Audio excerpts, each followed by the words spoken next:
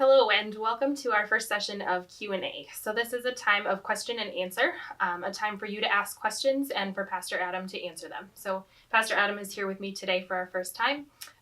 This is just an opportunity to ask questions about theology, scripture, and just daily things in your faith that you want to be able to be better at as we move forward. So we are going to go ahead and jump in with our first question, which is, what is dispensationalism?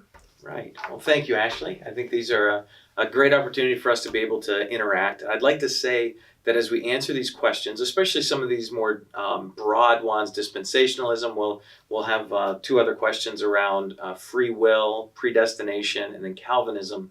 We're not going to be able to, in the time that we have, fully anchor and answer on these. So these are going to be more about us thinking, right? So I'll present to you my thoughts. I'll present to you the answers to your questions as best as I have them.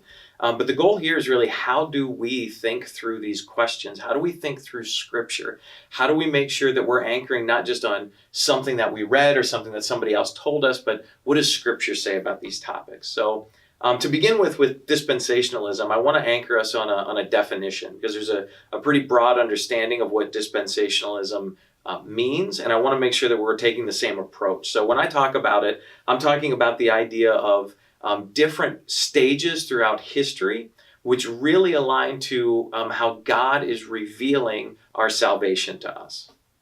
And what are the dispensations? Most commonly, there's 7. So there's sometimes they're broken out into 3 or 6 or 7 or 12, and there's even subcategories of those. But the 7 that I want to anchor us on are, first is innocence, which is pre-fall. That's Adam and Eve in the garden before their fall. There's the idea of conscience, which comes next, which is from Adam to Noah, which is really this kind of moral code that's within us. Then we have government, which is from Noah to Babel, or almost Abraham, which is this idea that the government is kind of who keeps us in line and keeps us focused.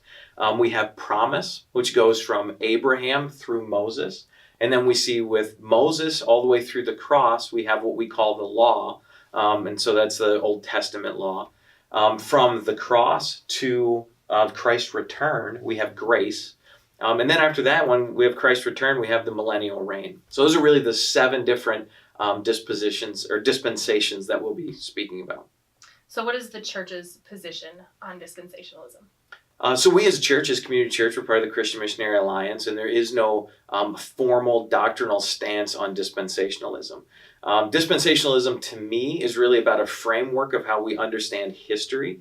Now, there are certain firmly held tenets within the idea of dispensationalism, which we could get into conversations on each of those, but there is no a formal adherence to the idea of dispensationalism. For me, personally, I look at this as a good roadmap and framework for how we can understand, especially the Old Testament, but really how that relates back to the New Testament and Christ's return. While I don't like putting buckets on my belief. I think we're followers of Christ first and foremost, and then we adhere to scriptures. So I wouldn't call myself a dispensationalist. If I needed to, I would call myself a progressive dispensationalist. Which basically the difference there is that I don't adhere to a pre-tribulation rapture. If you were in the Revelation study, then you would be aware of that. And then also, I don't see a delineation of God's people between Israel and the church. I see that it's all this concept of spiritual Israel, and we are all part of God's family. So I would say I would be progressive dispensationalist. And my argument against dispensationalism, where I think it has my biggest concern, is that it appears to link salvation with things that are not Christ. And I know we could debate that in terms of the actual theology behind it, but I look at it and say anything that does not clearly show salvation coming through Christ is a detriment to who Christ is or his name.